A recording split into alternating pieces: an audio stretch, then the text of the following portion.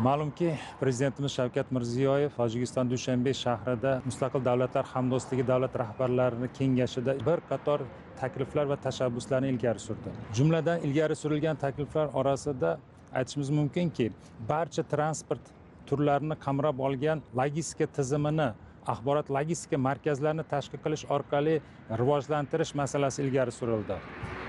Logistikani rivojlantirilishi bu tashkilotga a'zo bo'lgan davlatlar orasida tovarlar aylanishini osonlashtiradi. Axborot logistika markazlari esa ushbu tovarlar aylanishini kuzatib borish, ularni nazorat qilish, boshqarish, optimallashtirish imkonini beradi. Hamda transport sohasida davlat xususiy sheriklik masalalarini muhokama qilish maqsadida O'zbekistonda forum tashkil qilish taklifi ilgari surildi.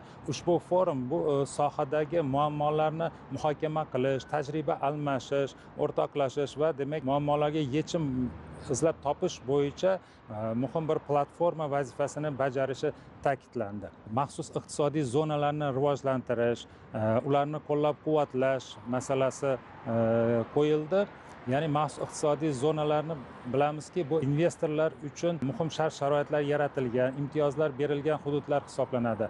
Ushbu hududlarni rivojlantirilishi, yangi investitsiyalarni jalb qilish, iqtisodiyotni yanada jadal rivojlantirish uchun barcha a'zo mamlakatlar uchun muhim vazifa hisoblanadi. Mustaqil Davlatlar Hamdo'stligiga a'zo bo'lgan davlatlar mamlakatlar o'rtasida ta'lim diplomlarini o'zaro tan olish bo'yicha yangi kelishuvni tayyorlash taklifi berildi. Diplomlarni o'zaro tan olish juda muhim hisoblanadiki, sababi a'zo davlatlar o'rtasida mutaxassislar hamda talabalarni harakatini osonlashtiradi bu. Xulosa qilib aytganimizda, Prezidentimiz Shavkat Mirziyoyev tomonidan ilgari surilgan takliflar hamda tashabbuslar mamlakatlarni iqtisodiy ijtimoiy hamkorligini yangi bosqichga ko'tarishga, tashkilotni mintaqadagi barqarorlik, xavfsizlikni yanada mustahkamlashga xizmat qiladi deb hisoblaymiz.